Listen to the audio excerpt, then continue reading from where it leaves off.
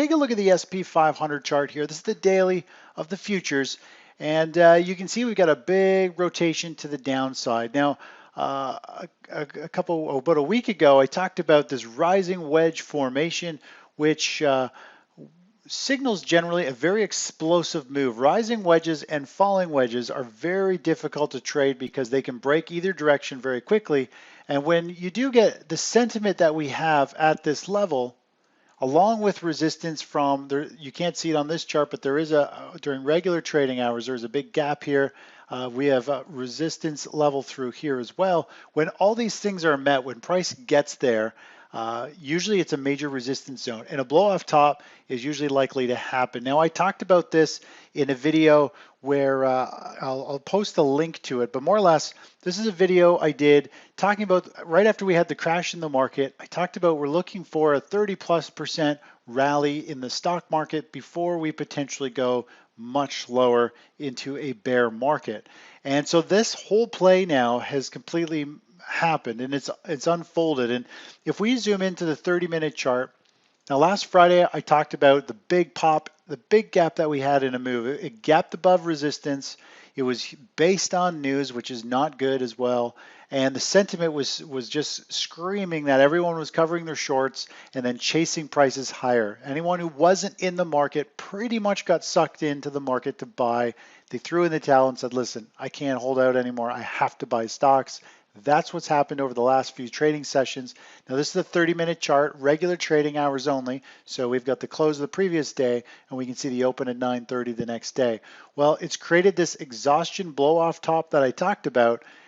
And now we got this island topping formation where there is really blue skies kind of between here and here. Typically, gaps get filled. So we really have kind of a double gap window here that we could see a rally back up to fill those gaps before it potentially goes lower, but this is very much so a very bearish sign in the market.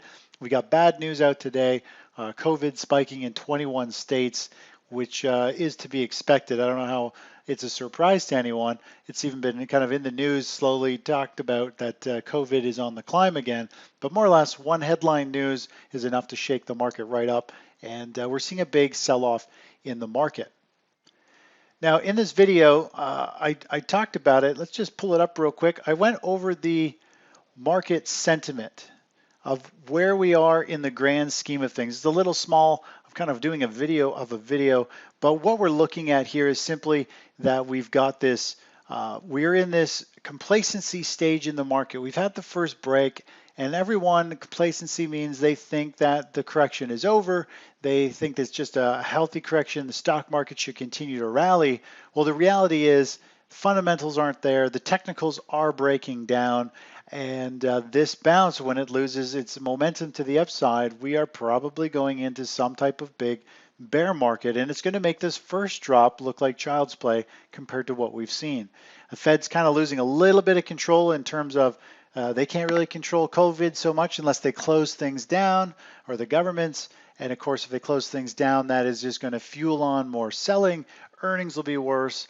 Means more fiscal stimulus. There will be some pros out of this, which printing to infinity and beyond more or less should be good for precious metals. And we could see those and the miners potentially really buck the trend and extend. This could be the golden kind of signal, or the Goldilocks zone for gold to move higher, where it's fear in the markets globally, not just in the US, printing around the world of all kinds of currencies. I mean, we're talking about potentially the perfect storm for precious metals, and the worst possible storm for the stock market. Not only are earnings going to be bad, but I mean, being forced to potentially close the markets and businesses again, like that's the worst thing you could do, because shares are valued on more or less earnings per share. And obviously, if they can't sell anything, earnings are going to drop. So this is kind of where we are, and I talk about it in this video. Again, I'll link to it below. But let's move on to the next chart. This is a video I did. I did this one actually last Friday, talking about how we are about to see this rising wedge turn into a pop above resistance.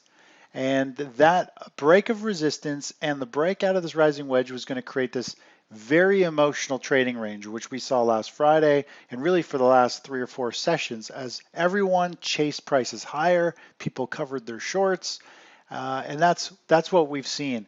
Overall, all kinds of other indicators which are shown in this video we're also screaming that expect to blow off a couple percent to the upside, everyone to scramble, and then for it to start to reverse. And of course, that brings us where we are today on the daily chart. We are potentially starting the next big decline. And you never know. We could go down for this double dip. We may just come down somewhere into this range over here, 2,800, 2,900. We'll have to see. You never know where the market is going to go. Now, we did play this rally. We played this to the upside. We actually got long bonds, which went completely ballistic in our favor when the stock market crashed because we saw weakness in the 6 other markets, the internals that we watch. We were seeing all kinds of money shift towards bonds, and we got out of the index. We got long bonds for the move. We were expecting a pullback, something similar to this, maybe not quite as much, but we weren't expecting this huge drop. And that's where technical analysis comes in, and risk and money management is you need to follow the price. You don't pick bottoms, you don't pick tops. This sure may be a top. It sure looks and feels like it. This sure looked like a bottom and felt like it. But the key is to catch the trends with controlled risk and not just throwing a dart at it, hoping for some huge momentum move and to say, hey, I nailed the top or I nailed the bottom. I could really care less if I hit the top or bottom. It'd be nice. But the key is to make consistent gains on your portfolio. And so we might see the market stutter and chatter or bounce up to fill. There's a gap window through here. You don't see it on the daily chart, but we might see the market have a bounce up, and there's potential this could start to sell off, and there could be a lot of downside. And a double bottom here is potential. A whole new low is start of a bear market. There is potential. We got elections coming. Things are going to be pretty crazy. So if they start closing businesses or postponing openings of businesses and services, that is going to be lights out for the stock market. And everything that's been unfolding here, back to that market sentiment, we're in this complacency phase that we called this back when the market was trading somewhere over here. We said, hey, look for a 30+% move. This will be to suck everyone in, and then more or less the market, once all the people are long, then it's probably going to collapse, and everyone will have thought they bought in the start of a new bull market, but really they bought at the top of a bear market. And that's what we're looking at going forward. So we've been calling it play by play. We called this market move to the upside. We called this reversal here a couple days ago, talking about a pop and then a sharp reversal. Now we need to see if we're going to get some type of signal for a downward move, and we could potentially see gold and bonds rocket, stocks collapse, and there's probably going to be some pretty good setups over the next few weeks as these things unfold. Anyways, take care. Bye-bye.